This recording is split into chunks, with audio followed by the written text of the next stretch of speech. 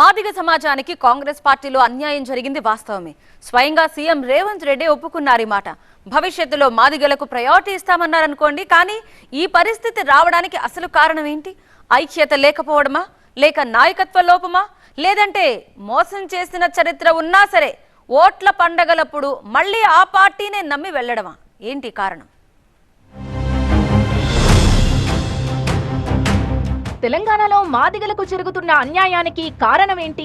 మాదిగలలో ఐక్యత లేని కారణంగానే ఇలా జరుగుతోందా, లేక మాదిగ సమాజాన్ని ముందుకు నడిపించడంలో నాయకత్వ లోపం కనిపిస్తోందా? ఎక్కడ తప్పు జరుగుతోంది? తెలంగాణలో మొదటి నుంచి మాలలదే ఎక్కువ డామినేషన్ కనిపిస్తోందనేది రాజకీయ విశ్లేషకులు చెబుతున్న మాట. తెలంగాణలో మాలవర్గం సంఖ్య తక్కువే అయినా మాదిగలతో పోల్చితే ఆర్థికంగా మెరుగ్గా ఉన్నది మాలలే అని చెబుతూ ఉంటారు. దీనికి తగ్గట్టే మాలవర్గ నేతలు రాజకీయ అవకాశాల్ని ఎక్కువగా చేజిక్కించుకోవడం ఒక రాజకీయ శక్తిగా ఎదగడంతో ఓ కొత్త సమస్య వచ్చి పడింది. ఇంతటి పరిస్థితికి కారణం మాదిగలలో ఐక్యతలేమి ఒకటైతే నాయకత్వ లోపం మరొక కారణమని చెబుతున్నారు రాజకీయ విశ్లేషకులు. మరీ ముఖ్యంగా మందకృష్ణ మాదిగపై కొన్ని విమర్శలు చేస్తున్నారు.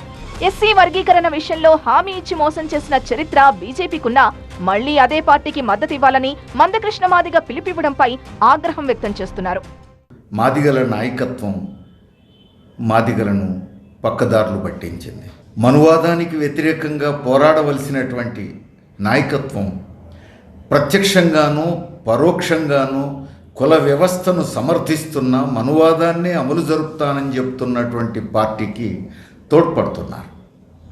కృష్ణమాదిగ ప్రత్యక్షంగానే బీజేపీ పంచన చేరారు.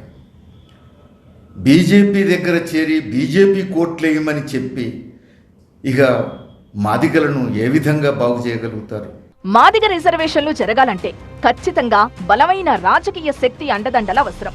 ఈ కోణంలో చూస్తే మందకృష్ణ మాదిగ చేస్తున్న పోరాటాన్ని, వివిధ పార్టీలకు మద్దతివ్వడాన్ని తప్పుపట్టాల్సిన పనే లేదు. గతంలో పలు పార్టీలకు మద్దతిచ్చినా ఇప్పుడు బీజేపీకే ఓటు వేయాలని చెప్పినా అదంతా రాజకీయ శక్తి కోసమే. ఎందుకంటే ఎస్సీ వర్గీకరణకు దేశవ్యాప్తంగా మద్దతు దొరకదు. వర్గీకరణతో ఒక రాష్ట్రంలో ఒక కులానికి నష్టం జరిగితే అదే కులానికి మరో రాష్ట్రంలో లాభం జరుగుతుంది. ఈ పరిస్థితుల్లో మాదిగ రిజర్వేషన్లు అమలవ్వాలంటే చట్టం చేయాల్సిందే. ప్రస్తుతం చట్టం చేయగల సమర్థత బీజేపీకి మాత్రమే ఉందని మందకృష్ణ నమ్మారు కాబట్టి ఆ పార్టీకే ఓటు వేయమంటున్నారు. కాకపోతే పూటకో పార్టీకి మద్దతు ఇవ్వడంతో కొంత క్రెడిబిలిటీ దెబ్బతిన్న మాట వాస్తవం. అందుకే 2004, 2009లో మదిర నుంచి పోటీ చేసినా ప్రజలు ఓడించారు. 2014లో వర్ధన్నపేట నుంచి పోటీ చేసి ఓడిపోయారు. అటు ఆర్ఎస్ ప్రవీణ్ కుమార్ సైతం గత ఎన్నికల్లో గెలవలేకపోయారు. ఇండైరెక్ట్ గా బీజేపీకి లాభం జరిగేలా ఆర్ఎస్ ప్రవీణ్ వ్యవహరించారనే అపవాదం మూటగట్టుకోవడమే ఇందుకు కారణం. ప్రవీణ్ కుమార్ గారి మీద కొంతకాలం మాదిగలు విశ్వాసాన్ని ఉంచారు. కానీ ఉన్నట్టుండి ఆర్ఎస్ ప్రవీణ్ కుమార్ గారు కూడా పరోక్షంగా బీజేపీకి తోడ్పడేటువంటి రాజకీయాలే చేశారు.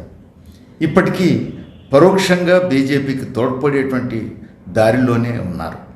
ఎవరి వాదన ఎలా ఉన్నా ప్రస్తుతం కాంగ్రెస్ పార్టీలో మాదిగలకు అన్యాయం జరుగుతోందన్న మాటను అందరూ ఒప్పుకుంటున్నారు. సీఎం రేవంత్ రెడ్డి నుంచి కాంగ్రెస్ మాదిగ సామాజిక వర్గ నేతలు సైతం దీన్ని అంగీకరిస్తున్నారు.